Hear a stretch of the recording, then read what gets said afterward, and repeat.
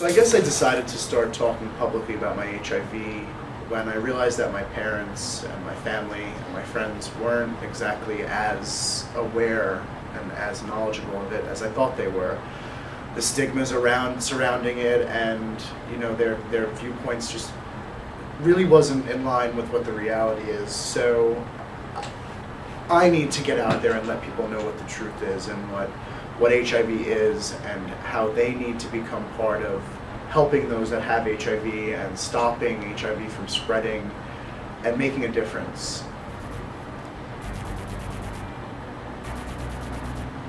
So when I first found out, I disclosed it to my family right on the spot.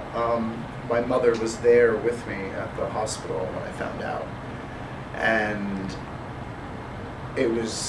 that was probably the most difficult thing, was seeing that look in her eye and watching her fall to her knees in tears. And I had really not even accepted it, only hearing the words 15 minutes prior to telling her, and that really made it hit home. But I think it hit home more because I was more concerned for her than I was for myself. And very quickly after that, when we went back to my house, we told my father, and immediately things steamrolled to telling my brother and the rest of my family, and figuring the situation out. They're much closer to me emotionally than they ever were. When I told my parents I was gay, they kind of stepped back from my life and didn't want to know a lot about it. But finding out I was positive drew them in more to knowing how I was feeling and what I was doing. There's less physical, interaction between us, more so with my father and then with my mother, but I think that's just something that needs time again to let that all blow over. Time and education and making them aware that eating off the same plates that I eat off of isn't going to make them get this disease, or giving me a hug when I leave and go back home isn't going to let them get this disease. You don't need to be afraid to be near your children. Hug them, touch them, love them.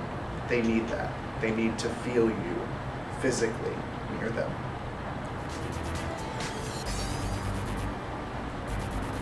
My outlook on life now, I guess I would say, is probably better than it was before, which some people might laugh at, being the grim future that some think I have.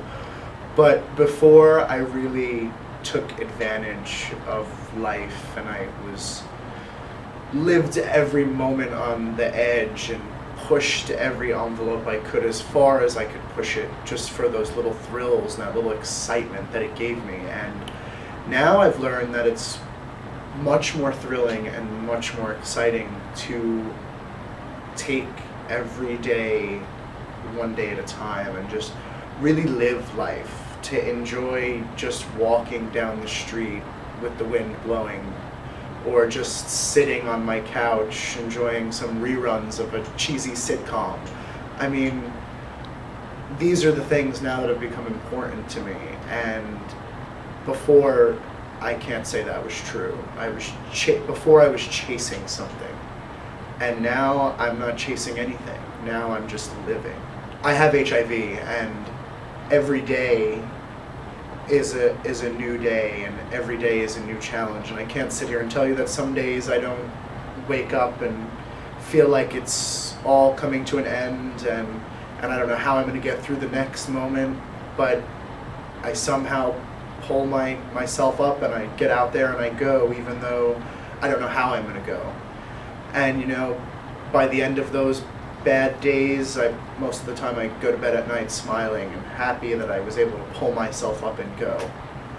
And that's how I have to live right now. I have to appreciate the little things, and I have to remember that when times are tough, or when I get down on myself, or when I get scared, that I just have to push and push and push until I get out of those states. And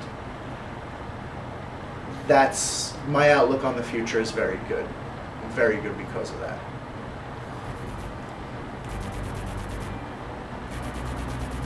Hi, my name is John. I'm 27 years old. I live in New York City, and I've been positive for a little bit over a year.